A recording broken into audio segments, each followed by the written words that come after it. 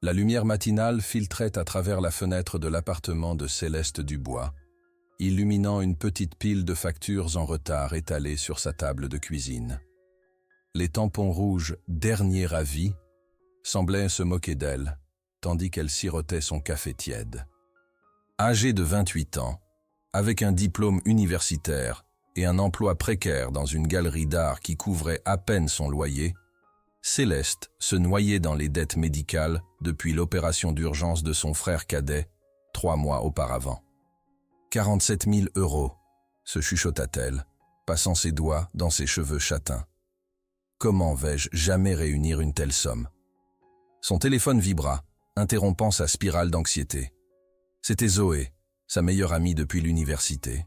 « Dis-moi que tu as de bonnes nouvelles », répondit Céleste, le désespoir évident dans sa voix. « J'ai peut-être quelque chose de mieux que de bonnes nouvelles », répliqua Zoé, son ton inhabituellement cryptique. « J'ai peut-être un miracle. Retrouve-moi au Café des Berges dans 30 minutes. Et mets quelque chose de joli. » Avant que Céleste puisse la questionner davantage, Zoé raccrocha. Avec un soupir, Céleste regarda son jean délavé et son pull trop grand. Elle n'avait ni le temps ni l'énergie pour les manigances de Zoé, mais elle n'avait pas non plus de meilleures options. 40 minutes plus tard, Céleste se glissa dans une banquette face à Zoé, qui portait sa tenue d'affaires impeccable habituelle, un contraste saisissant avec la tenue hâtivement assemblée de Céleste. « Tu es en retard », dit Zoé, faisant glisser un cappuccino à travers la table. « Mais tu es assez jolie pour ce que j'ai en tête. »« Qui est quoi exactement ?» demanda Céleste, la méfiance s'insinuant dans sa voix. Zoé se pencha en avant, baissant la voix. « Je travaille pour certains des hommes les plus riches de la ville, tu te souviens? Et l'un d'eux a une demande particulière. »« Zoé, si c'est pour vendre mes œuvres à quelques riches collectionneurs, on en a déjà parlé. Mes peintures ne sont pas. Ce n'est pas pour ton art, » l'interrompit Zoé. « C'est pour toi. » Céleste faillit s'étouffer avec son café. « Pardon. » Il cherche une compagne, une nuit, sans engagement. Zoé sortit une élégante enveloppe et la posa sur la table. 50 000 €. L'air sembla s'évaporer des poumons de Céleste.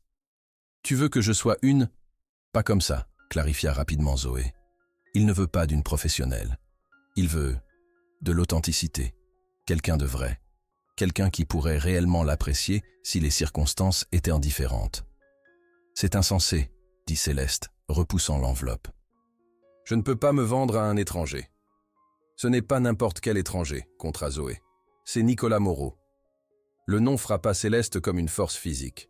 Tout le monde dans la ville connaissait Nicolas Moreau, le milliardaire technologique reclus dont le visage apparaissait rarement dans les médias, mais dont le nom figurait sur la moitié des projets de développement de la ville. « Nicolas Moreau veut me payer pour de la compagnie ?» La voix de Céleste était à peine un murmure. Zoé hocha la tête. « Une nuit, dîner, conversation, peut-être danser. Rien de plus que ce avec quoi tu es à l'aise. » « Pourquoi moi? Il pourrait avoir n'importe qui. » C'est justement ça. Il a eu n'importe qui. Mannequin, actrice, mondaine. Il en a assez des gens qui veulent quelque chose de lui. Il a vu ta photo dans mon bureau, cette photo de l'inauguration de la galerie, et il a demandé qui tu étais. L'esprit de Céleste s'emballa. 50 000 € couvriraient les frais médicaux de son frère et lui donneraient un répit de plusieurs mois. Mais l'idée de vendre son temps, sa compagnie, peut-être même sa dignité. « J'ai besoin de réfléchir », dit-elle finalement. Zoé fit glisser une petite clé dorée sur la table. « Suite 807 au Grand Palais. Demain soir à 8 heures. Si tu décides d'y aller, ceci te permettra d'entrer. Sinon… » Elle haussa les épaules.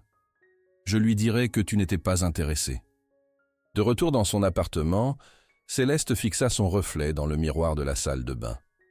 La femme qui la regardait semblait étrangère d'une certaine manière.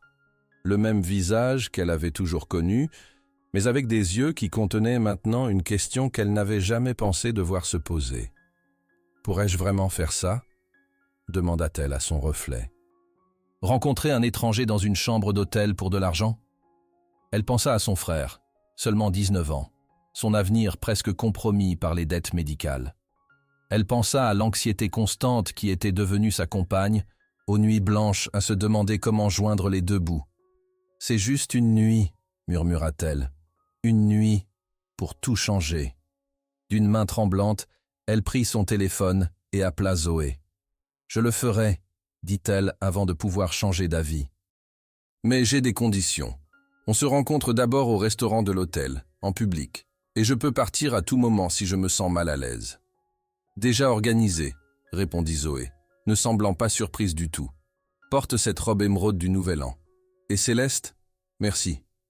Je pense que cela pourrait être bon pour vous deux. » En raccrochant, Céleste se demanda si elle venait de faire la plus grosse erreur de sa vie, ou de faire le premier pas pour la sauver. L'hôtel Grand Palais se dressait comme une sentinelle scintillante au cœur de la ville, sa façade art déco illuminée contre le ciel du soir. Céleste se sentait incroyablement petite en franchissant les portes tournantes, serrant son modeste sac à main comme un bouclier. La robe émeraude que Zoé avait suggérée épousait ses courbes d'une manière qui la faisait se sentir à la fois puissante et exposée. Elle avait passé près d'1 heure sur son maquillage, visant un équilibre entre élégant et naturel. Le résultat était bon, mieux que bon, mais la confiance qu'il aurait dû lui donner était submergée par les battements de son cœur. « Puis-je vous aider, mademoiselle ?» demanda le concierge, son expression professionnellement neutre. « Je suis... » Céleste hésita, puis redressa les épaules. « J'ai une clé pour la suite 807. » Si le concierge trouvait cela inhabituel, il ne le montra pas. Bien sûr. Les ascenseurs sont à votre droite. Monsieur Moreau a laissé des instructions pour que vous ayez une intimité complète. Le nom envoya une nouvelle vague d'anxiété à travers elle. C'était réel. Elle faisait vraiment cela. Le trajet en ascenseur sembla à la fois éternel et beaucoup trop court. Avant qu'elle ne soit prête, un carillon doux annonça son arrivée au 8e étage. Le couloir était silencieux, son épais tapis étouffant ses pas alors qu'elle s'approchait de la suite 807. Céleste se tenait devant la porte, la clé dorée froide entre ses doigts. Elle pouvait encore partir. Retourner à son appartement, à sa pile de factures, à sa rationalisation soigneusement construite, que les choses s'arrangeraient d'une manière ou d'une autre. « Une nuit !» se chuchota-t-elle. « Tu peux tout faire pendant une nuit. » La clé glissa dans la serrure avec un doux clic. Elle poussa la porte et entra. La suite était à couper le souffle, une vaste étendue de luxe qui faisait ressembler son appartement à un placard de rangement. Des fenêtres du sol au plafond révélaient une vue panoramique sur les lumières de la ville. Des fleurs fraîches parfumaient l'air d'un parfum subtil. Une bouteille de champagne refroidissait dans un seau d'argent à côté d'une paire de flûtes en cristal. Mais pas de Nicolas Moreau. Céleste relâcha un souffle qu'elle n'avait pas réalisé retenir. Peut-être était-ce mieux, un moment pour se composer avant de faire face à l'homme qui avait, essentiellement, acheté sa soirée. Elle marcha vers les fenêtres, admirant la vue et son propre reflet faible dans le verre. Qui était cette femme en robe émeraude ?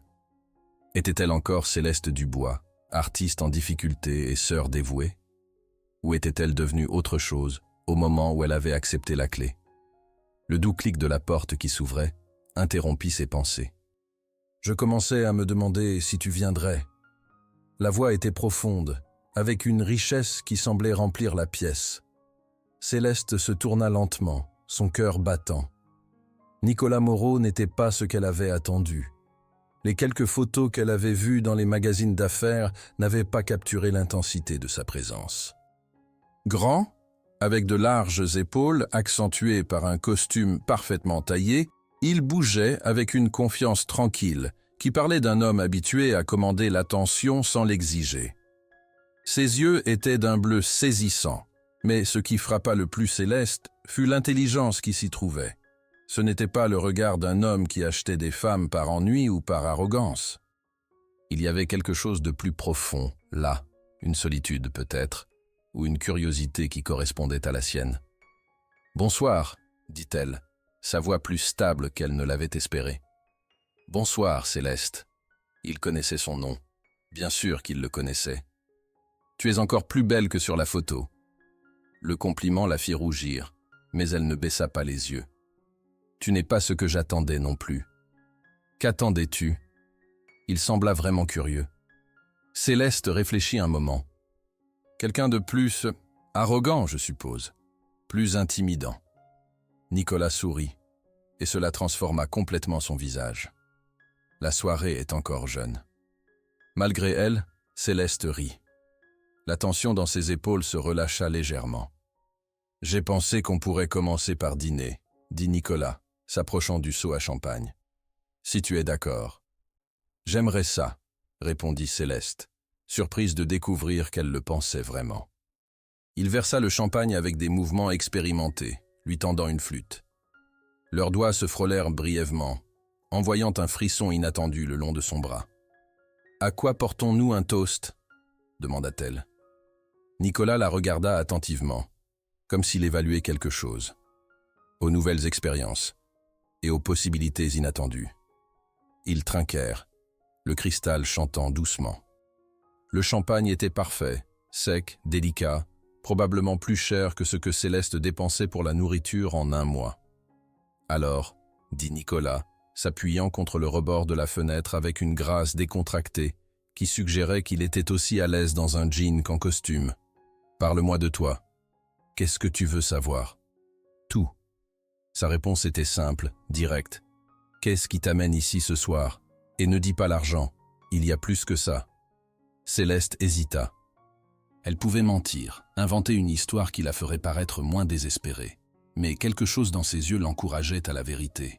« Mon frère, » dit-elle enfin. « Il a 19 ans, et il a eu un accident de moto il y a 3 mois. Les factures d'hôpital sont... » Elle secoua la tête. « J'ai épuisé mes économies, mon crédit.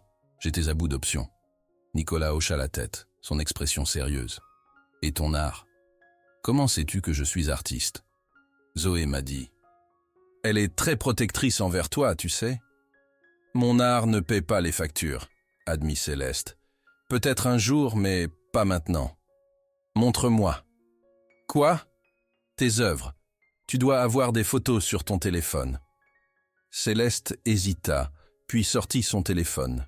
Elle fit défiler jusqu'à ses photos d'art, montrant les toiles colorées et émotionnelles qui remplissaient son petit studio. Nicolas étudia chaque image attentivement, agrandissant les détails, posant des questions réfléchies sur la technique et l'inspiration. Son intérêt semblait genuine, pas poli. « Tu as du talent, » dit-il finalement. « Beaucoup de talent. »« Merci, » dit Céleste, touchée par sa sincérité. « Le dîner est servi, » annonça une voix depuis la suite. Une table élégante avait été discrètement dressée près des fenêtres, illuminée par des bougies et décorée de roses blanches. Le dîner fut une révélation. Nicolas était un conversateur fascinant, intelligent, drôle et étonnamment facile à vivre. Il parla de ses voyages, de sa passion pour l'art et l'architecture, de ses premières années à construire sa société depuis rien. « Et toi ?» demanda-t-il en sirotant son vin. « Qu'est-ce qui t'a mené à l'art ?»« Mon père, » dit Céleste, tournant son verre entre ses mains. « Il était architecte. Il m'emmenait toujours voir les bâtiments qu'il concevait, me parlait de la façon dont les espaces pouvaient émouvoir les gens. Je suppose que j'ai voulu faire la même chose, mais avec de la peinture. »« Il vit toujours ?» L'expression de Céleste s'assombrit. « Cancer. Il y a 5 ans. C'est à ce moment-là que ma mère a déménagé en province avec mon frère. Je suis resté ici pour poursuivre mes rêves. Je suis désolé. »« Et tes parents ?» demanda-t-elle, détournant la conversation. « Ils pensent que je suis fou, » dit Nicolas avec un sourire ironique.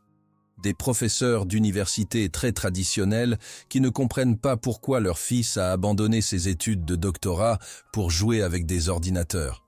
« Tu as abandonné un doctorat ?» ?»« En informatique théorique. J'étais à 2 ans de finir quand j'ai eu l'idée de ma première société.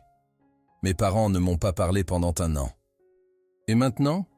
Maintenant, ils se vantent à leurs collègues, mais ils me demandent toujours quand je vais retourner pour finir ma thèse. » Céleste rit.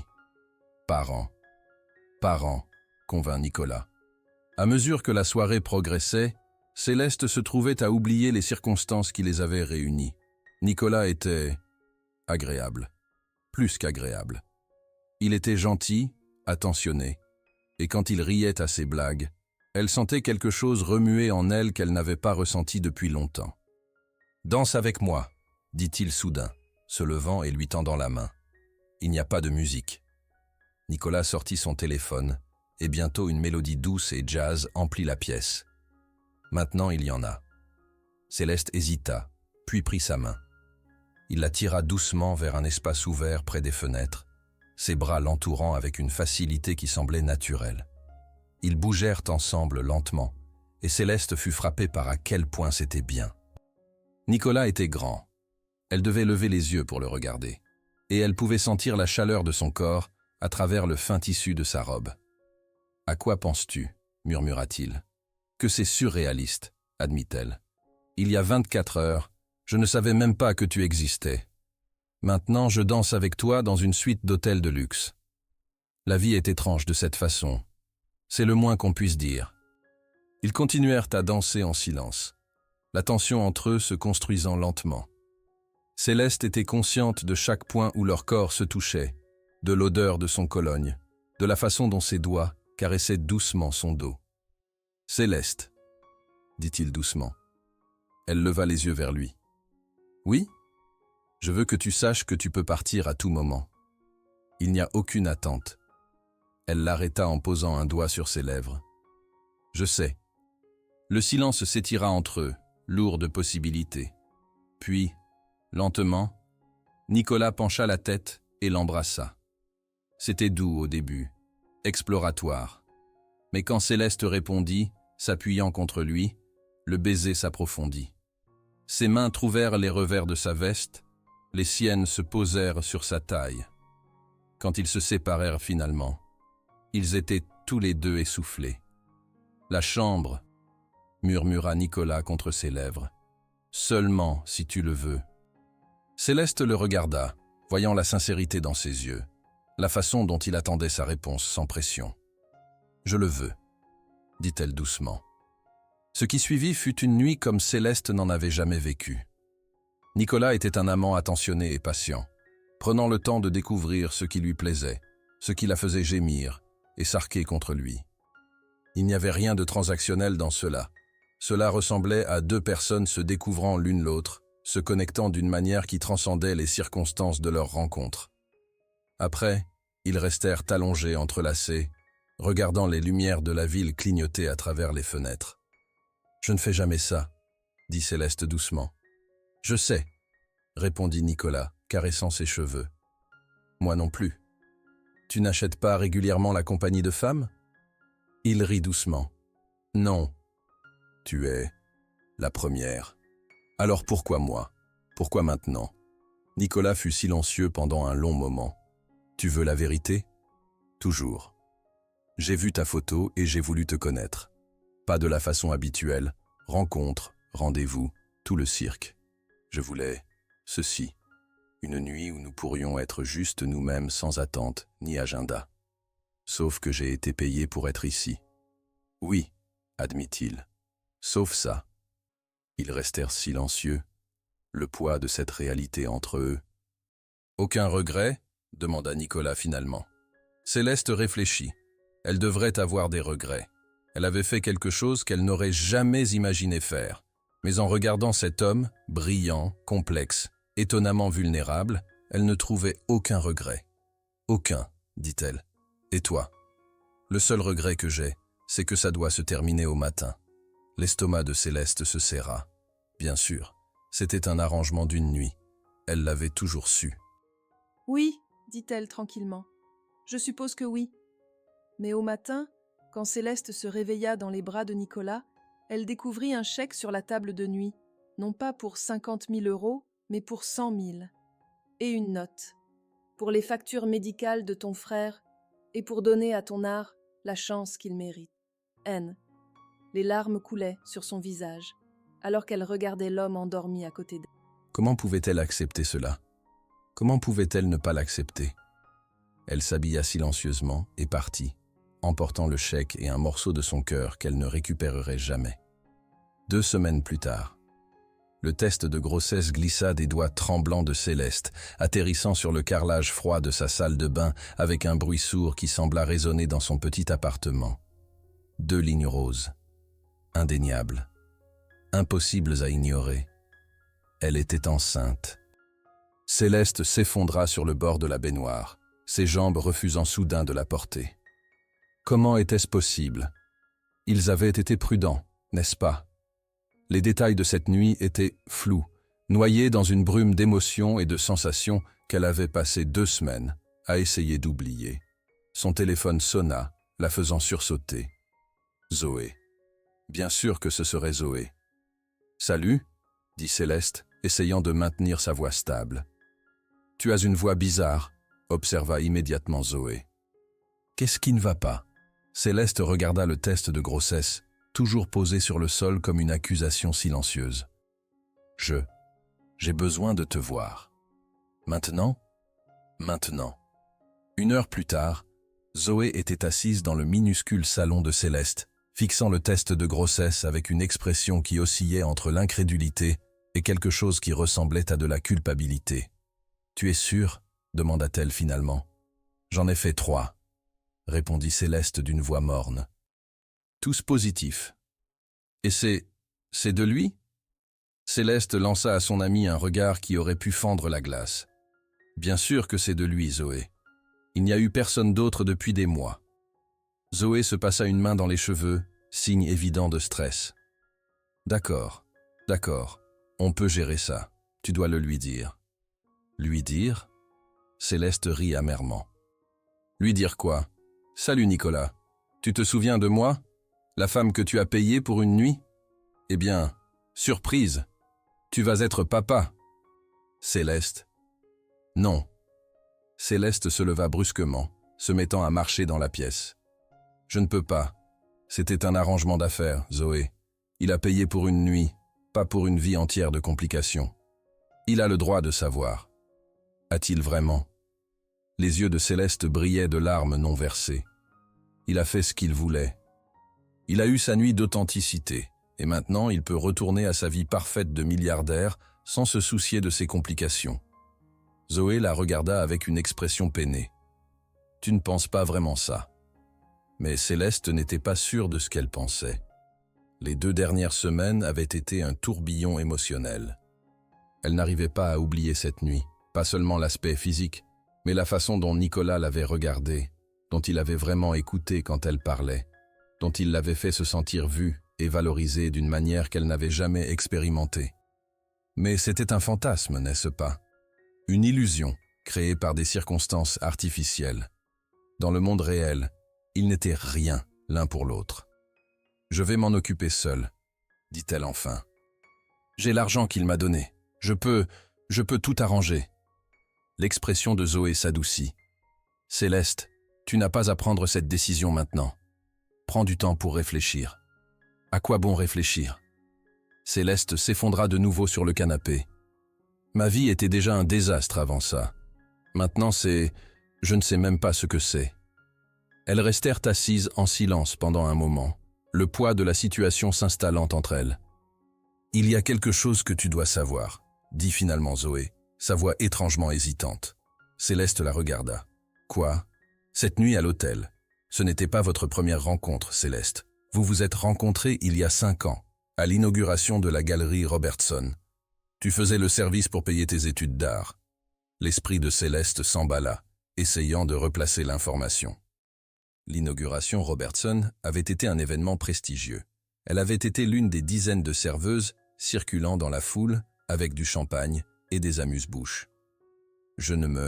Tu as renversé un plateau de boissons sur un investisseur particulièrement odieux qui harcelait l'un des jeunes artistes, continua Zoé, un petit sourire touchant ses lèvres au souvenir. Quand il a commencé à te réprimander, tu as tenu bon et tu lui as dit que peut-être s'il passait autant de temps à apprécier l'art qu'à intimider les gens, il pourrait effectivement développer du goût. Le souvenir se cristallisa soudain. L'homme au visage rouge dans un costume coûteux, la mortification de faire tomber le plateau, suivie par l'indignation face à son traitement d'un sculpteur talentueux, mais timide à peine sorti de l'université. C'était lui? Céleste murmura. Nicolas était là? Zoé hocha la tête. Il considérait investir dans la galerie. Au lieu de ça, il s'est retrouvé captivé par une serveuse intrépide avec plus de passion pour l'art que la plupart des collectionneurs dans la salle. Son expression s'adoucit. Il a essayé de te retrouver après, mais tu étais déjà parti. Tout ce qu'on pouvait lui dire, c'était ton prénom.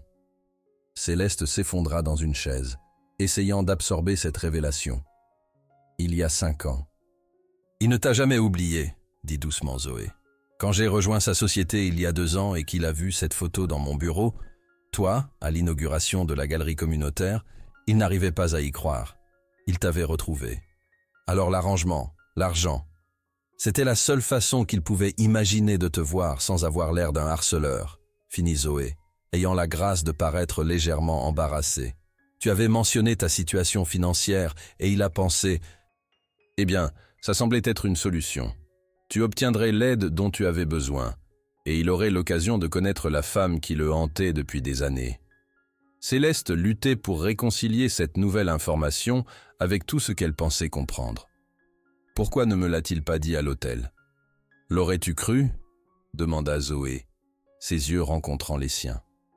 Ou aurais-tu pensé que c'était un mensonge, une histoire manipulatrice d'un homme riche habitué à obtenir ce qu'il veut? Elle n'avait pas de réponse, parce que Zoé avait raison. Elle ne l'aurait pas cru. Alors il a orchestré ce plan élaboré juste pour me rencontrer à nouveau? Dit Céleste, essayant toujours de traiter les implications. Pourquoi? Qu'est-ce qui me rendait si spécial? Zoé se pencha en avant, son expression sérieuse. Tu veux savoir ce qu'il m'a dit? Il a dit qu'il avait passé sa vie entouré de personnes qui voulaient quelque chose de lui. En 5 minutes, tu lui avais montré plus de passion authentique et d'intégrité qu'il n'en avait vu en années de fréquentation des cercles soi-disant élitistes. Tu avais défendu quelqu'un de plus faible que toi à tes propres dépens. Tu avais valorisé la vérité plus que le confort. La main de Zoé tendit vers la sienne, hésitante. Sais-tu à quel point c'est rare dans son monde? Céleste regarda leurs mains jointes, sentant comme si le sol sous elle avait bougé. Tout ce qu'elle avait cru sur leur rencontre, sur ses motifs, sur la nature de leur connexion, se transformait devant ses yeux. « Et maintenant ?» demanda-t-elle, sa voix à peine au-dessus d'un murmure. « Qu'est-ce qui se passe maintenant que je suis enceinte de son enfant ?» L'expression de Zoé était douce, mais déterminée. « Maintenant, tu lui dis. Et tu lui laisses une chance de réagir avant de prendre toute décision. Et s'il ne veut pas, alors au moins tu sauras, » dit Zoé fermement. « Mais Céleste, d'après ce que j'ai vu cette nuit-là et la façon dont il a parlé de toi depuis, je pense que tu pourrais être surprise. » Cette nuit-là, Céleste resta éveillée, regardant le plafond, une main reposant inconsciemment sur son ventre encore plat. Quelque part dans la ville, Nicolas Moreau menait probablement sa vie de milliardaire, inconscient qu'il allait devenir père. La question était, avait-elle le courage de le lui dire? Le lendemain. Le bureau de Nicolas Moreau occupait tout le 40e étage de la tour Moreau Entreprise, ses fenêtres panoramiques offrant une vue imprenable sur Lyon. Céleste se tenait dans l'ascenseur, regardant les chiffres augmenter inexorablement, son cœur battant si fort qu'elle était sûre que les autres passagers pouvaient l'entendre. Elle n'avait pas pris rendez-vous. Elle savait que si elle réfléchissait trop, elle perdrait son courage. Au lieu de cela, elle s'était présentée à la réception et avait simplement dit qu'elle devait voir Nicolas Moreau. Quelque chose dans son expression, peut-être le désespoir, peut-être la détermination, avait convaincu l'assistante de l'annoncer. « Mademoiselle Dubois ?» L'assistante, une femme élégante d'une 40aine d'années, la regardait avec curiosité. « Monsieur Moreau va vous recevoir. » Les portes du bureau s'ouvrirent, et Céleste entra dans un espace qui était à la fois imposant et étonnamment personnel. Oui, il y avait les éléments attendus du pouvoir, le bureau massif, les écrans multiples, les photos avec des dignitaires, mais il y avait aussi des touches plus humaines. Des livres d'art, une photo de ce qui ressemblait à des parents plus âgés, et là, sur une étagère, elle aperçut quelque chose qui lui fit se figer. Une copie du catalogue de l'exposition de la galerie Robertson d'il y a 5 ans. Céleste. Elle se tourna pour voir Nicolas se lever de derrière son bureau. son expression mélange de surprise et de quelque chose qui ressemblait presque à de l'espoir. « Je ne m'attendais pas à te revoir, » dit-il, s'approchant mais gardant une distance respectueuse. « Ni moi, » admit-elle. « Mais j'ai quelque chose à te dire. » Il doit avoir perçu le sérieux dans sa voix parce que son expression changea immédiatement. « Est-ce que tout va bien ? Ton frère. »« Mon frère va bien, » l'interrompit-elle. « Grâce à toi, mais ce n'est pas pour ça que je suis ici. » Nicolas attendit, ses yeux bleus fixés sur son visage avec une intensité qui lui rappelait cette nuit à l'hôtel. « Je suis enceinte, » dit-elle simplement. Le silence qui suivit sembla s'étirer pour l'éternité. Céleste observa les émotions jouer sur le visage de Nicolas, choc, incrédulité, et puis quelque chose qui ressemblait à de l'émerveillement. « Tu es sûr ?» demanda-t-il finalement. « 3 tests, confirma-t-elle. « Et c'est… » Il s'arrêta, semblant réaliser à quel point la question pourrait être insultante. « Oui, c'est de toi, » dit Céleste sèchement. « Il n'y a eu personne d'autre. » Nicolas hocha la tête, se passant une main dans les cheveux. « D'accord, d'accord. » Il se tourna vers les fenêtres, regardant la ville en dessous. « Qu'est-ce que tu veux faire ?»« Je ne sais pas, » admit Céleste. « C'est pour ça que je suis venu. Je pensais que tu avais le droit de savoir. » Il se retourna vers elle, et l'expression sur son visage la prit complètement au dépourvu. Ce n'était pas de la panique ou de la colère ou du ressentiment. C'était quelque chose de plus doux, de plus vulnérable. « Puis-je te dire quelque chose ?» demanda-t-il. « Quelque chose que j'aurais dû te dire cette nuit-là. » Céleste hocha la tête, incapable de parler. « Cette nuit à l'hôtel n'était pas notre première rencontre, Céleste. Nous nous sommes rencontrés il y a 5 ans à l'inauguration de la galerie Robertson. Tu faisais le service pour payer tes études d'art. » L'esprit de Céleste s'emballa, essayant de placer l'information. L'inauguration Robertson avait été un événement prestigieux. Elle avait été l'une des dizaines de serveuses circulant dans la foule avec du champagne et des amuse-bouches. Tu as renversé un plateau de boissons sur un investisseur particulièrement odieux qui harcelait l'un des jeunes artistes, continua Nicolas, un petit sourire touchant ses lèvres au souvenir. Quand il a commencé à te réprimander, tu as tenu bon, et tu lui as dit que peut-être s'il passait autant de temps à apprécier l'art qu'à intimider les gens, il pourrait effectivement développer du goût. Le souvenir se cristallisa soudain.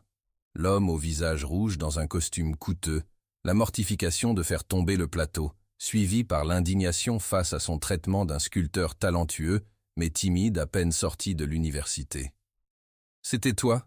murmura Céleste. « Tu étais là ?» Nicolas hocha la tête. « Je considérais investir dans la galerie. Au lieu de ça, je me suis retrouvé captivé par une serveuse intrépide avec plus de passion pour l'art que la plupart des collectionneurs dans la salle. » Son expression s'adoucit. « J'ai essayé de te retrouver après, mais tu étais déjà parti. Tout ce qu'on pouvait me dire, c'était ton prénom. » Céleste s'effondra dans une chaise, essayant d'absorber cette révélation.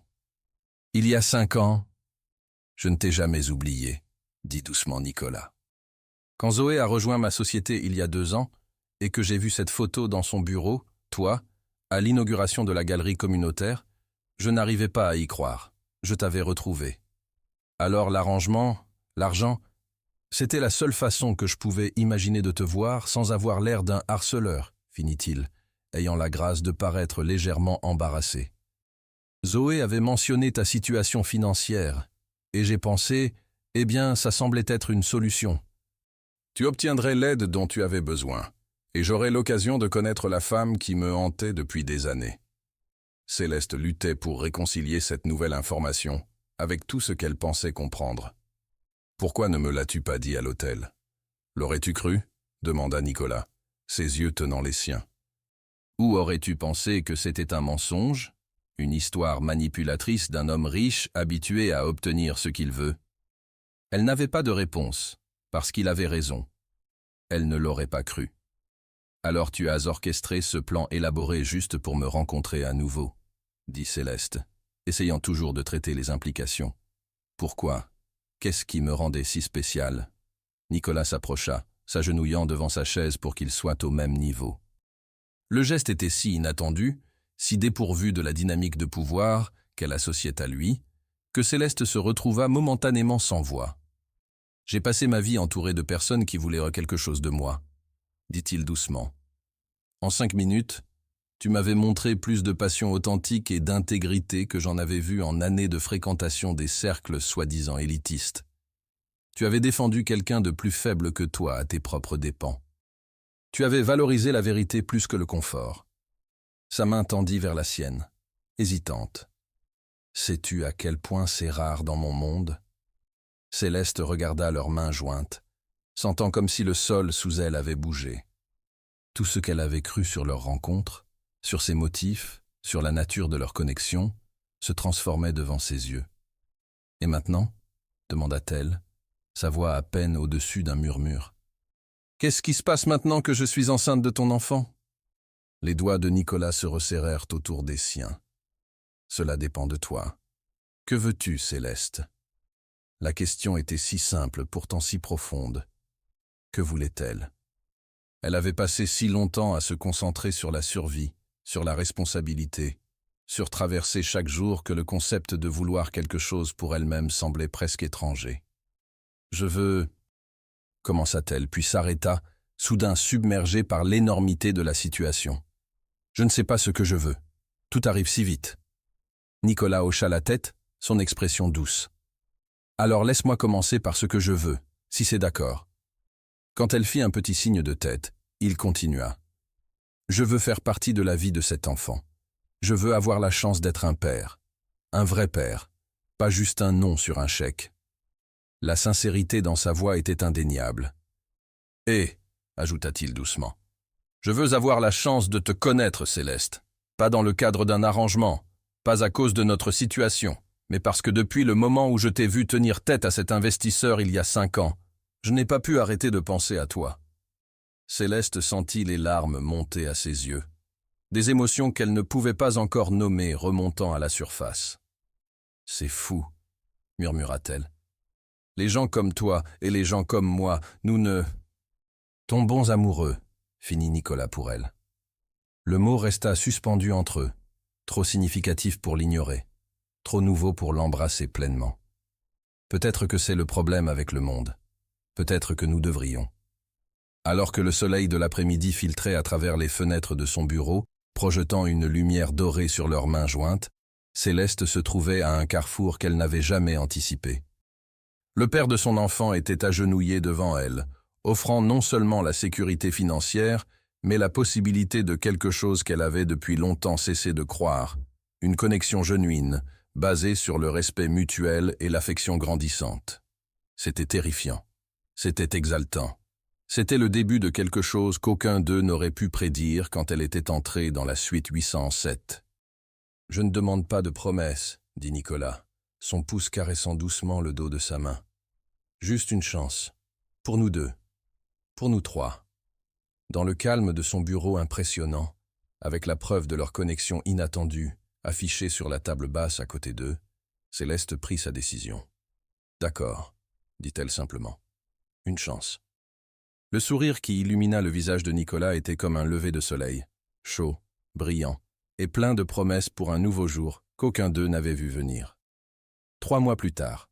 « Tu n'es vraiment pas obligé de faire ça, » protesta Céleste, regardant les déménageurs porter les dernières de ses affaires dans l'appartement terrasse de Nicolas.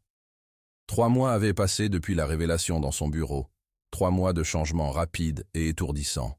« Je sais que je ne suis pas obligé, » répondit Nicolas, venant se tenir à côté d'elle. « Je veux le faire. Il y a une différence. » Céleste sourit malgré elle. Cette phrase « je veux le faire » était devenue quelque chose comme un mantra entre eux, un rappel que leur relation était construite sur le choix plutôt que sur l'obligation, même si les circonstances les poussaient vers un avenir qu'aucun n'avait anticipé. La grossesse progressait bien, son petit ventre commençant juste à se montrer sous la robe fluide qu'elle portait. Les nausées matinales l'avaient tourmentée pendant le premier trimestre, mais Nicolas avait été là à chaque moment, tenant ses cheveux et apportant du thé au gingembre à toute heure. Sa préoccupation, sa présence constante, avait usé ses défenses plus rapidement qu'elle ne l'avait attendu. Emménager ensemble avait été sa suggestion, présentée comme pratique mais soulignée d'une signification plus profonde. Nous allons être coparents, avait-il raisonné, et je veux être là pour chaque moment, le premier coup de pied, les envies de minuit, tout. Céleste avait hésité, méfiante de se précipiter dans une situation de vie qui pourrait sembler abandonner son indépendance. Mais son petit appartement avait commencé à se sentir contraignant, alors que les plans pour le bébé s'étendaient. Et l'appartement terrasse de Nicolas offrait de l'espace, de la sécurité et la proximité avec l'homme qui, contre toute attente, devenait central dans sa vie. « À quoi penses-tu » demanda Nicolas maintenant, sa main venant se reposer doucement au bas de son dos. Céleste se pencha légèrement dans son contact. « Qu'il y a 6 mois, je m'inquiétais de payer le loyer. Maintenant, j'emménage dans un appartement terrasse avec un milliardaire qui attend mon bébé. » Elle secoua la tête, s'émerveillant toujours de l'absurdité de tout cela. La vie prend des tournants inattendus. Le rire de Nicolas était chaud contre son oreille. Surtout quand ce milliardaire te cherchait depuis des années. Tu ne vas jamais me laisser oublier ça, n'est-ce pas? C'est mon meilleur matériel, admit-il, pressant un baiser sur sa tempe. Viens, laisse-moi te montrer quelque chose. Il la mena à travers l'appartement terrasse, un espace qu'il avait autrefois intimidé avec sa grandeur, mais commençait graduellement à ressembler à une maison, vers une porte qu'elle n'avait pas encore explorée. « Ferme les yeux », lui ordonna-t-il.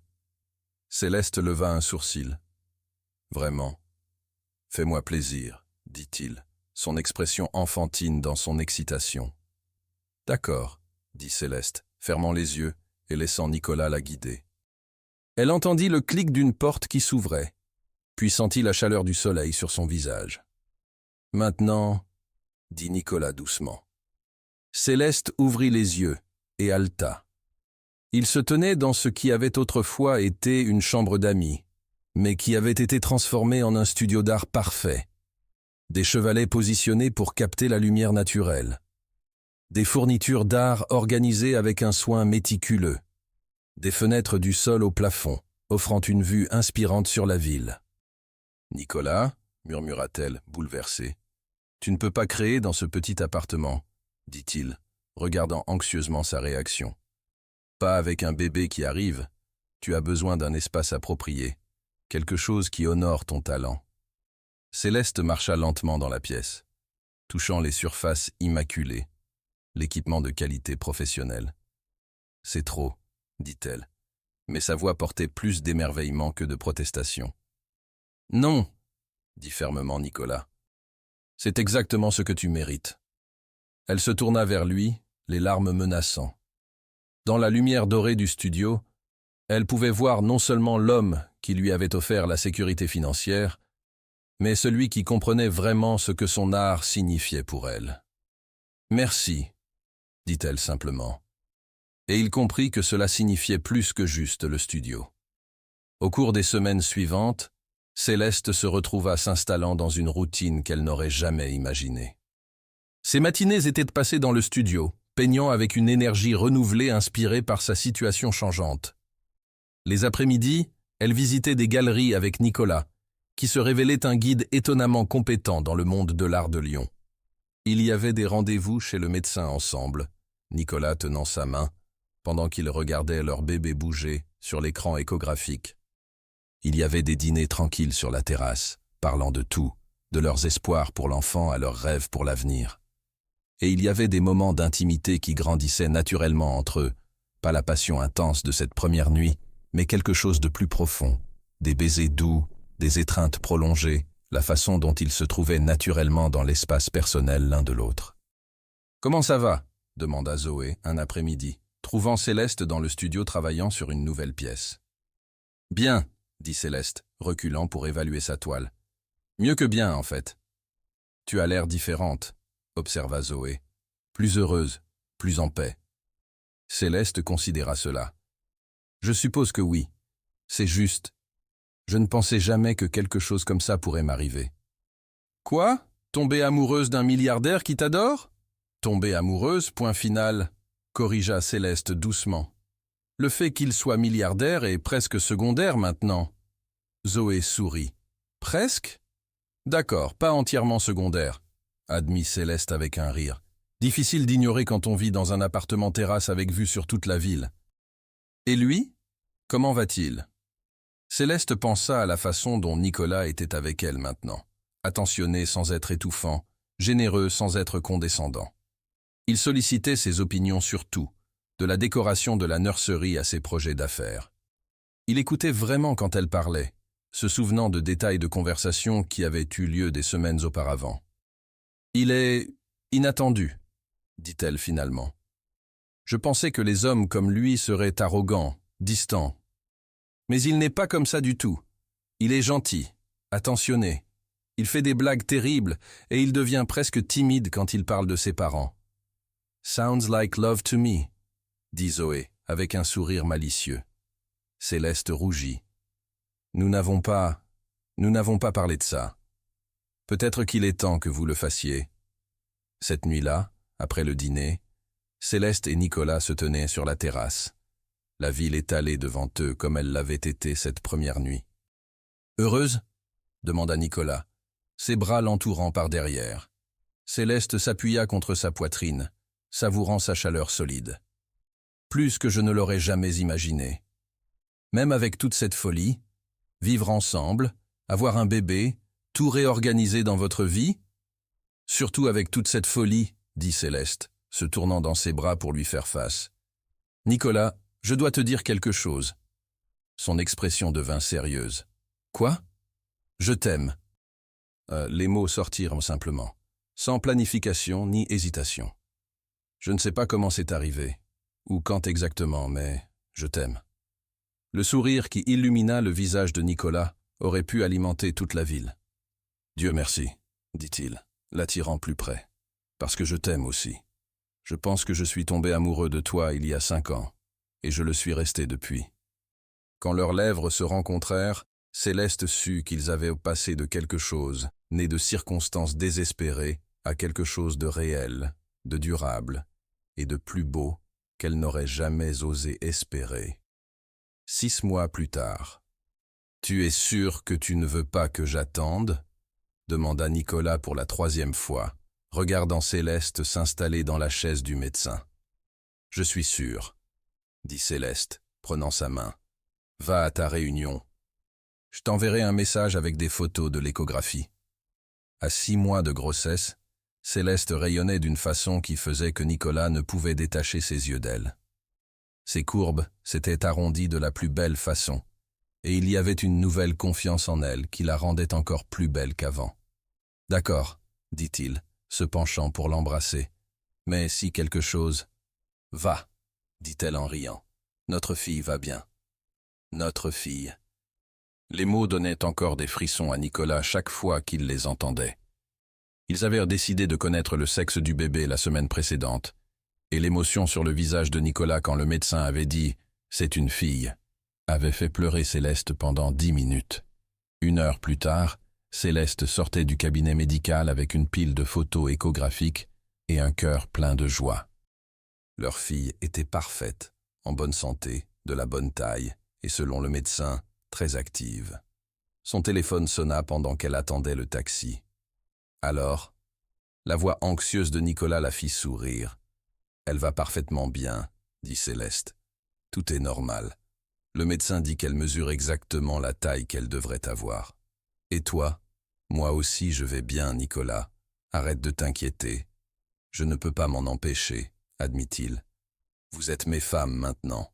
Ces femmes. » Céleste sentit son cœur se gonfler. C'était ainsi qu'il parlait d'elle maintenant. Pas de sa copine enceinte et du bébé, mais de ses femmes, sa famille. « Comment s'est passée ta réunion ?» demanda-t-elle. « Bien.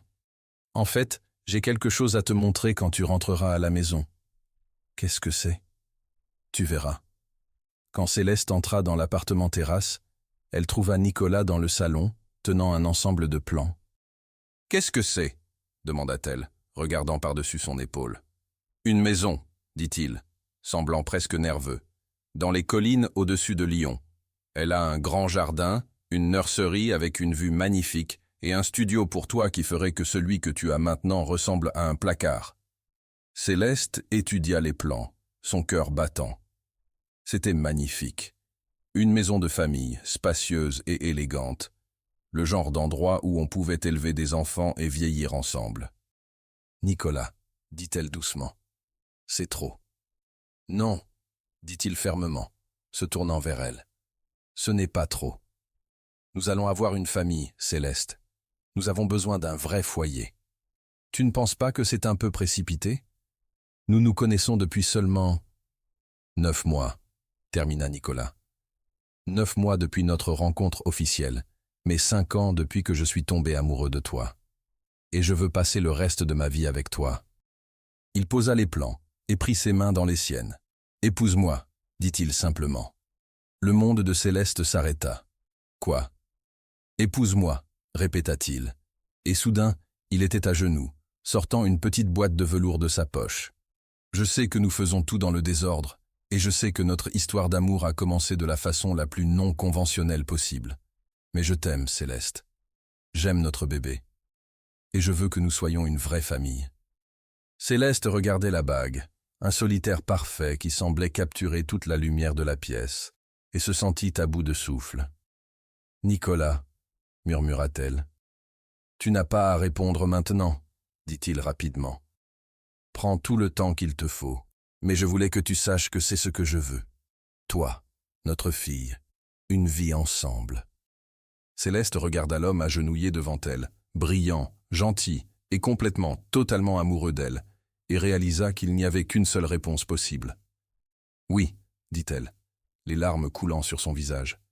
Oui, je veux t'épouser. » Le soulagement et la joie sur le visage de Nicolas étaient si intenses qu'elle pensa qu'il pourrait pleurer aussi. Il glissa la bague à son doigt, un ajustement parfait, bien sûr, et l'attira vers lui pour un baiser qui promettait un avenir qu'aucun d'eux n'aurait pu imaginer. 1 an plus tard, le cri perçant d'Emma Moreau remplit la nurserie, réveillant Céleste d'un sommeil profond. Elle regarda l'horloge, 3 heures du matin. Encore. « Mon tour, » marmonna Nicolas, déjà en train de sortir du lit. « Non, je vais y aller, » dit Céleste, mais Nicolas la repoussa doucement. « Tu as allaité il y a 1 heure, » dit-il. « Laisse-moi essayer de la rendormir. » Céleste le regarda disparaître dans le couloir de leur nouvelle maison, son cœur gonflé d'amour. Les 6 derniers mois avaient été un tourbillon, un mariage intime en septembre, la naissance d'Emma en novembre, et maintenant les ajustements épuisants mais joyeux de la nouvelle parentalité. Emma était parfaite, des cheveux noirs bouclés comme son père, des yeux bleus vifs, et une personnalité qui promettait qu'elle ne serait jamais ignorée. Elle était exigeante et intense, mais elle était aussi la chose la plus belle que Céleste ait jamais vue. « Elle se calme », vint la voix douce de Nicolas depuis la nurserie. Céleste pouvait l'entendre chanter doucement, une berceuse française qu'il avait apprise de sa mère. 15 minutes plus tard, il revint au lit, se glissant doucement sous les couvertures. « Comment tu fais ça ?» demanda Céleste, se blottissant contre lui. « Faire quoi ?»« La calmer si facilement. Elle pleure pendant 20 minutes avec moi, mais avec toi, elle se rendort immédiatement. » Nicolas rit doucement. « Peut-être qu'elle sait que papa est un pushover. »« Tu n'es pas un pushover, » protesta Céleste. « Tu es juste un père naturel. » C'était vrai. Watching Nicolas avec Emma était quelque chose de magique. Il était patient, attentionné et complètement dévoué. Il changeait les couches sans broncher, faisait les tétés de nuit sans se plaindre et passait des heures juste à tenir leur fille, chantant ou lisant ou lui parlant de ses journées. « Tu penses qu'elle nous pardonnera un jour ?» demanda Nicolas dans l'obscurité. « Pourquoi ?»« Pour la façon dont nous nous sommes rencontrés, pour le fait que sa conception n'était pas conventionnelle. » Céleste se tourna pour le regarder. « Tu regrettes ?»« Non, » dit-il immédiatement. « Jamais. Mais parfois je me demande si nous aurions pu nous retrouver d'une manière différente. D'une manière qui ne nécessitait pas ce que nous avons fait. » Céleste réfléchit à cela. Peut-être, mais nous ne l'avons pas fait. Et regarde où cela nous a menés. Elle posa sa main sur sa joue. Nous avons une belle fille, une maison magnifique, et nous nous aimons. Comment pourrait-ce être mal? Nicolas couvrit sa main avec la sienne. Tu as raison. Et un jour, quand elle sera assez âgée, nous lui raconterons notre histoire. Une version adaptée aux enfants de notre histoire. Très adaptée aux enfants, convint Céleste en riant.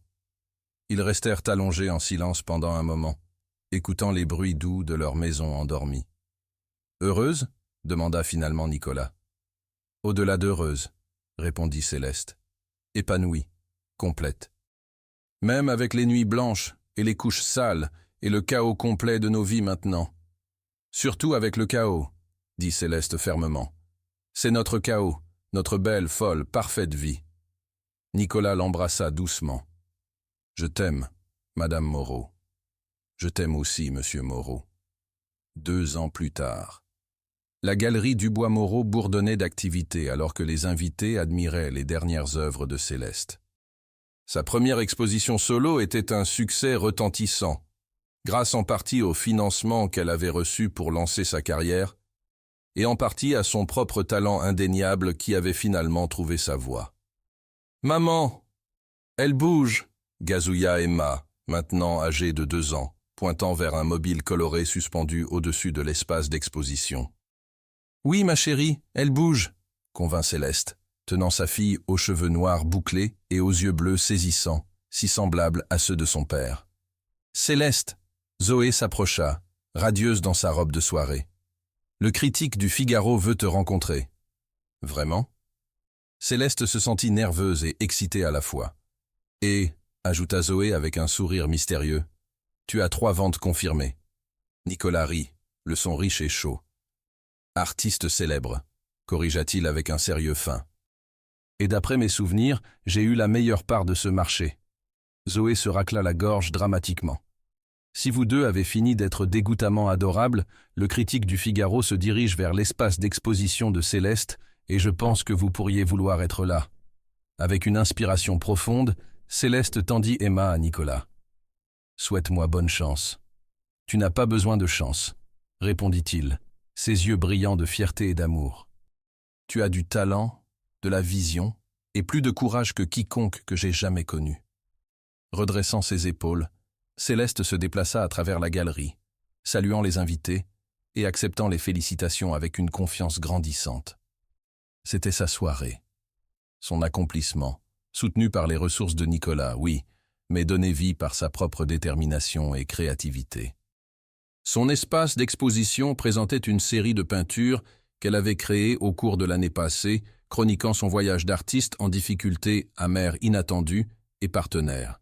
La pièce maîtresse, intitulée « Suite 807 », était une interprétation abstraite de la nuit qui avait tout commencé, des bleus profonds et des ors tourbillonnant ensemble, des ombres et de la lumière entrelacées dans une composition qui transmettait à la fois tension et harmonie.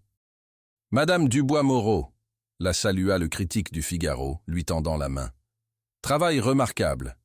Votre utilisation de l'espace négatif est particulièrement convaincante. » « Merci, » répondit Céleste, ne se surprenant plus d'entendre son nom à trait d'union.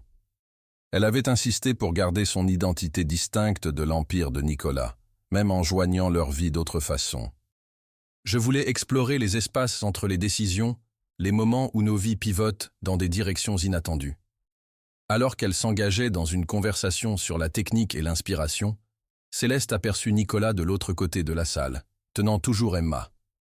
Il parlait avec un investisseur potentiel, mais ses yeux continuaient de trouver les siens, une communication silencieuse coulant entre eux qui n'avait besoin d'aucun mot.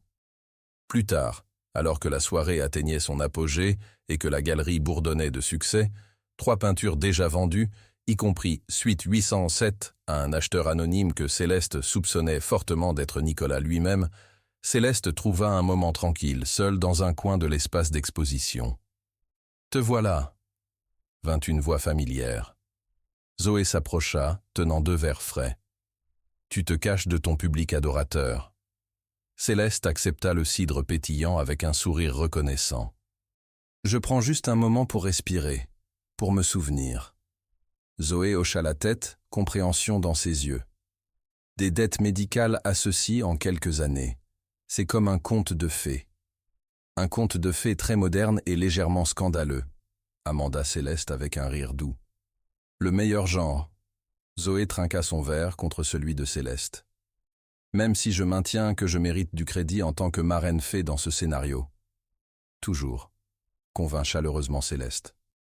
Même si je ne suis toujours pas sûr si je devrais te remercier ou te blâmer pour cette clé de la suite 8507. Remercie-moi, dit Zoé avec confiance. Définitivement, remercie-moi. Elles partagèrent un rire, la camaraderie facile de leur amitié seulement renforcée par les tournants inattendus des dernières années. C'est un homme bien, dit Zoé plus sérieusement, hochant la tête vers Nicolas, qui était maintenant engagé dans ce qui semblait être une discussion sérieuse sur les mérites de la peinture au doigt, avec une Emma très attentive. Je le savais quand j'ai pris le poste dans sa société, mais le regarder avec toi et Emma, il a trouvé son but. Céleste sentit la chaleur se répandre dans sa poitrine. Nous l'avons tous les deux trouvé. Comme s'il sentait leur attention, Nicolas leva les yeux, ses yeux trouvant ceux de Céleste à travers la galerie bondée. Avec un sourire, il commença à se diriger vers elle, naviguant à travers les mécènes bien habillés avec Emma, babillant joyeusement dans ses bras. L'invité d'honneur essaie de s'échapper, la taquina-t-il en les rejoignant, transférant Emma dans les bras, en attente de Céleste. « Je prends juste un moment, » expliqua Céleste, pressant un baiser sur les boucles douces d'Emma. « C'est beaucoup à assimiler. » L'expression de Nicolas s'adoucit. « Fier de toi, » dit-il simplement. Zoé s'excusa avec un sourire complice, laissant la petite famille dans leur bulle privée au milieu du tourbillon de l'ouverture réussie. « J'ai quelque chose pour toi, » dit Nicolas, fouillant dans sa poche de veste. Un cadeau d'ouverture de galerie. « Nicolas, tu m'as déjà tout donné, » protesta Céleste. « La galerie, le soutien pour mon travail. »« Ceci est différent, » l'interrompit-il doucement, produisant une petite pochette de velours. « Ouvre-la. » Ajustant Emma sur sa hanche, Céleste prit la pochette et vida soigneusement son contenu dans sa paume. Une clé dorée brilla contre sa peau, instantanément reconnaissable. « La clé de la suite 807, » murmura-t-elle, levant les yeux vers Nicolas avec surprise. « Comment as-tu eu ceci ?»« J'ai acheté l'hôtel, » dit-il avec un léger haussement d'épaule, comme si acheter des propriétés de luxe était une occurrence quotidienne, ce qui pour lui l'était probablement. « Tu as acheté un hôtel entier pour une clé ?» Le rire de Nicolas était bas et intime. « Je l'ai acheté parce que c'était un bon investissement, mais j'ai gardé la clé parce que c'est notre commencement. » Ses doigts se refermèrent sur les siens, enfermant la clé entre leurs mains.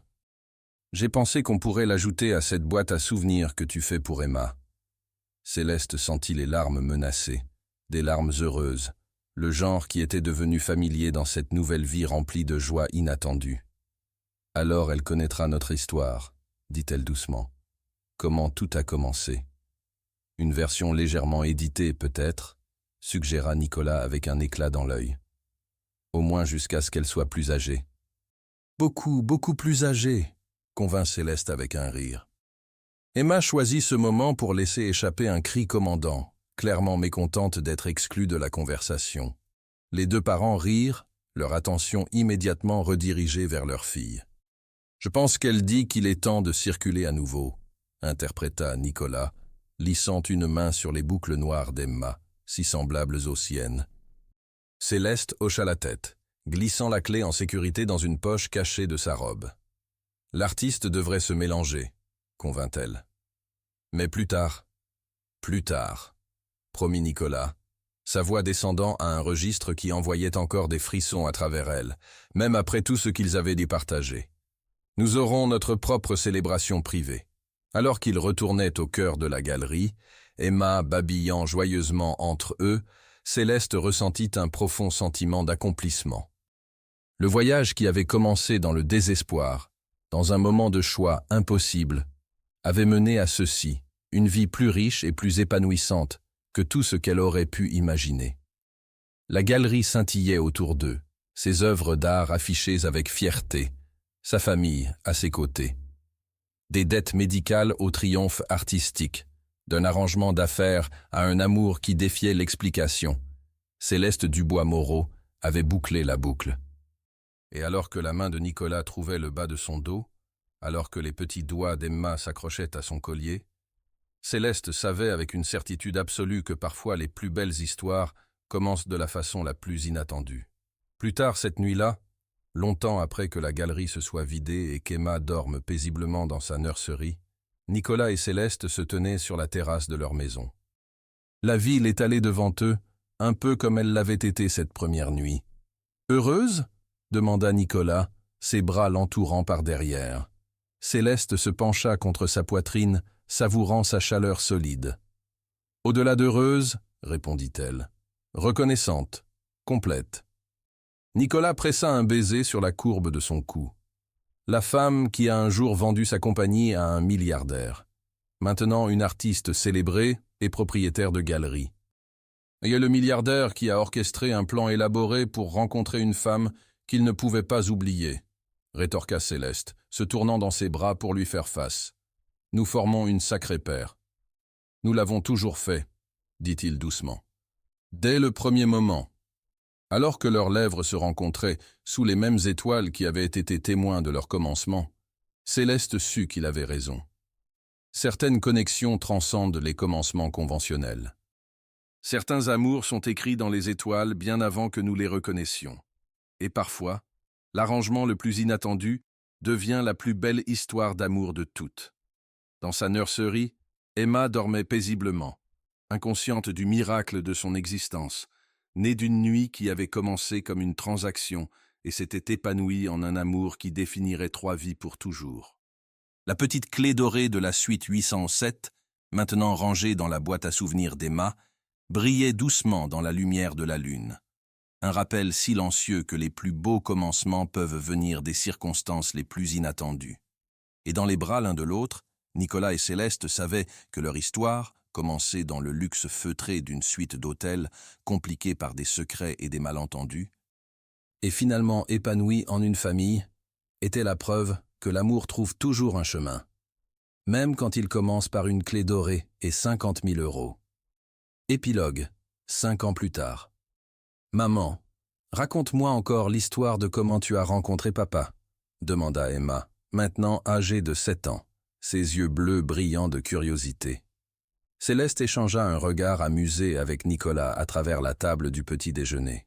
« Quelles histoires veux-tu entendre, ma chérie?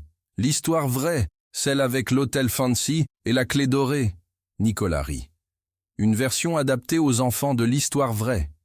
Il était une fois, commença Céleste, une jeune femme qui avait besoin d'aide, et un homme qui avait tout sauf l'amour. » Emma l'écouta avec attention, comme elle le faisait toujours, ses petites mains serrées sous son menton.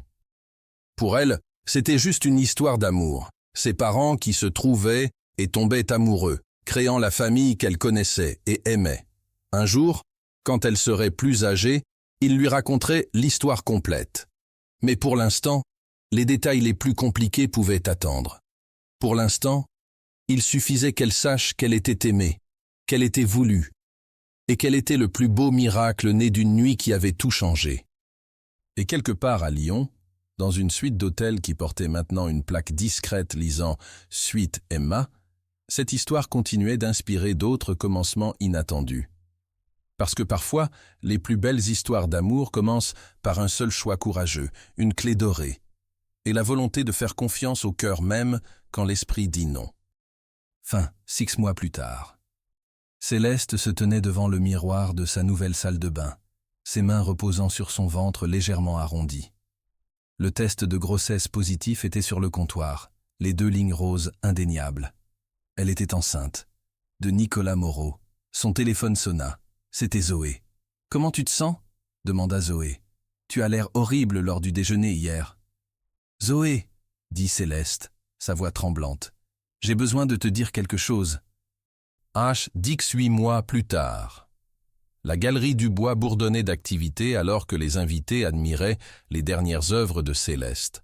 Sa première exposition solo était un succès retentissant, grâce en partie au financement anonyme qu'elle avait reçu pour lancer sa carrière, et en partie à son propre talent indéniable qui avait finalement trouvé sa voie. « Maman, elle bouge !» gazouilla Sophie, la fille d'1 an de Céleste, pointant vers un mobile coloré suspendu au-dessus de l'espace d'exposition. « Oui, ma chérie, elle bouge !» convint Céleste, tenant sa fille aux cheveux noirs bouclés et aux yeux bleus saisissants, si semblables à ceux de son père. « Céleste !» Zoé s'approcha, radieuse dans sa robe de soirée. « Le critique du Times veut te rencontrer. »« Vraiment ?» Céleste se sentit nerveuse et excitée à la fois. « Et, » ajouta Zoé avec un sourire mystérieux, « il y a quelqu'un d'autre qui veut te voir aussi. » Avant que Céleste puisse demander qui, elle le vit. Nicolas Moreau se tenait près de l'entrée de la galerie, plus beau que jamais dans son costume sombre. Leurs yeux se rencontrèrent à travers la foule, et le monde sembla s'arrêter. Il commença à traverser la galerie vers elle, son regard passant de son visage à Sophie dans ses bras. L'expression sur son visage était indéchiffrable. « Bonsoir, Céleste », dit-il quand il l'atteignit. « Nicolas. » Sa voix était à peine un murmure. Il regarda Sophie, qui le fixait avec curiosité. « Elle est belle. »« Merci. Elle a mes yeux. » Le cœur de Céleste se serra. « Nicolas, Pourquoi ne me l'as-tu pas dit ?» Sa voix était douce, mais elle pouvait entendre la douleur en dessous. « Comment aurais-je pu ? Tu avais payé pour une nuit. Je ne pensais pas que je voudrais savoir que j'ai une fille. » L'incrédulité était claire dans sa voix. Sophie tendit ses petites mains vers Nicolas, babillant joyeusement. Instinctivement, il tendit les bras, et elle se pencha vers lui. Céleste la laissa partir, regardant avec émotion alors que Nicolas tenait sa fille pour la première fois. « Bonjour, ma petite » murmura-t-il, et Sophie gazouilla en retour, touchant son visage avec ses petites mains. Les larmes coulaient librement sur le visage de Céleste maintenant. « Je suis désolé, j'aurais dû te dire. »« Nous avons beaucoup à discuter, » dit Nicolas, ses yeux ne quittant pas Sophie. « Mais pas ici, pas maintenant. »« Non, » convint Céleste. « Pas ici. Demain ?» demanda-t-il. « Dîner? Nous trois ?» Céleste hocha la tête, incapable de parler. Nicolas lui rendit Sophie, ses doigts effleurant les siens. « Belle exposition, » dit-il. « Ton père aurait été fier. » Et avec cela, il partit, laissant Céleste debout dans sa galerie, tenant leur fille, le cœur plein d'espoir et de terreur, à parts égales. 1 an plus tard. « Papa, regarde !» Sophie courut vers Nicolas avec un papier coloré à la main. À 2 ans et demi, elle était un tourbillon d'énergie et de joie, le centre de leur monde.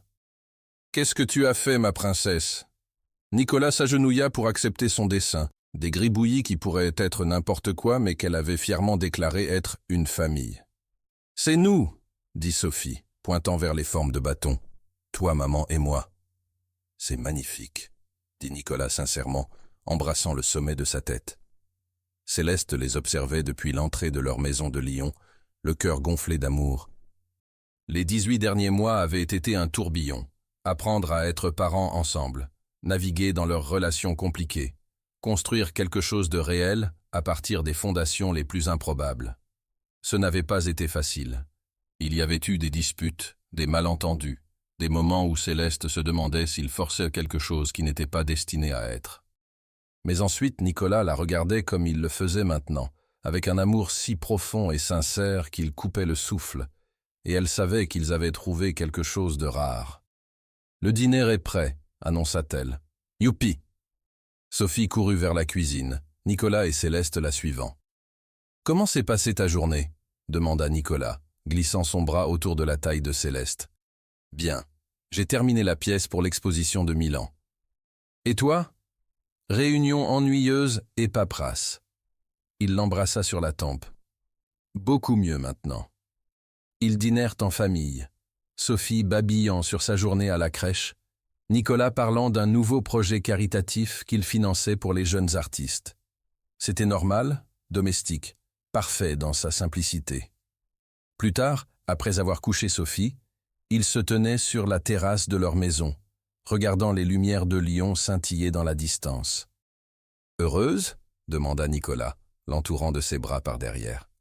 Céleste s'appuya contre sa poitrine, savourant sa chaleur solide. Au-delà d'heureuse, reconnaissante, complète. Nicolas pressa un baiser sur la courbe de son cou. La femme qui a un jour vendu sa compagnie à un milliardaire, maintenant une artiste célébrée et propriétaire de galeries. Il y a le milliardaire qui a orchestré un plan élaboré pour rencontrer une femme qu'il ne pouvait pas oublier, rétorqua Céleste, se tournant dans ses bras pour lui faire face. Nous formons une sacrée paire. Nous l'avons toujours fait, dit-il doucement. Dès le premier moment. Alors que leurs lèvres se rencontraient sous les mêmes étoiles qui avaient été témoins de leur commencement, Céleste sut qu'il avait raison. Certaines connexions transcendent les commencements conventionnels. Certains amours sont écrits dans les étoiles bien avant que nous les reconnaissions. Et parfois, l'arrangement le plus inattendu devient la plus belle histoire d'amour de toutes. Dans sa chambre d'enfant, Sophie dormait paisiblement, inconsciente du miracle de son existence, née d'une nuit qui avait commencé comme une transaction, et s'était épanouie en un amour qui définirait 3 vies pour toujours. La petite clé dorée de la suite 807, maintenant accrochée dans une boîte à souvenirs de Sophie, brillait doucement dans la lumière de la lune, un rappel silencieux que les plus beaux commencements peuvent venir des circonstances les plus inattendues. Et dans les bras l'un de l'autre, Nicolas et Céleste savaient que leur histoire, commencée dans le luxe feutré d'une suite d'hôtels, compliquée par des secrets et des malentendus, et finalement épanouie en une famille, était la preuve que l'amour trouve toujours un chemin. Même quand il commence par une clé dorée et 50 000 €. Épilogue, 5 ans plus tard. « Maman, raconte-moi encore l'histoire de comment tu as rencontré papa ?» demanda Sophie, maintenant âgée de 7 ans, ses yeux bleus brillants de curiosité. Céleste échangea un regard amusé avec Nicolas à travers la table du petit déjeuner. « Quelle histoire veux-tu entendre, ma chérie ?»« L'histoire vraie, celle avec l'hôtel fancy et la clé dorée. » Nicolas rit. « Une version adaptée aux enfants de l'histoire vraie. » « Il était une fois, » commença Céleste, « une jeune femme qui avait besoin d'aide, et un homme qui avait tout sauf l'amour. » Sophie l'écouta avec attention, comme elle le faisait toujours, ses petites mains serrées sous son menton. Pour elle, c'était juste une histoire d'amour, ses parents qui se trouvaient et tombaient amoureux, créant la famille qu'elle connaissait et aimait. Un jour, quand elle serait plus âgée, il lui raconterait l'histoire complète. Mais pour l'instant, les détails les plus compliqués pouvaient attendre.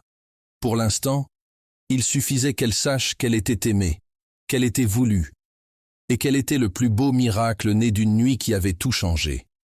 Et quelque part dans Lyon, dans une suite d'hôtels qui portait maintenant une plaque discrète lisant « Suite Sophie », cette histoire continuait d'inspirer d'autres commencements inattendus. Parce que parfois, les plus belles histoires d'amour commencent par un seul choix courageux, une clé dorée et la volonté de faire confiance au cœur même quand l'esprit dit non. Fin.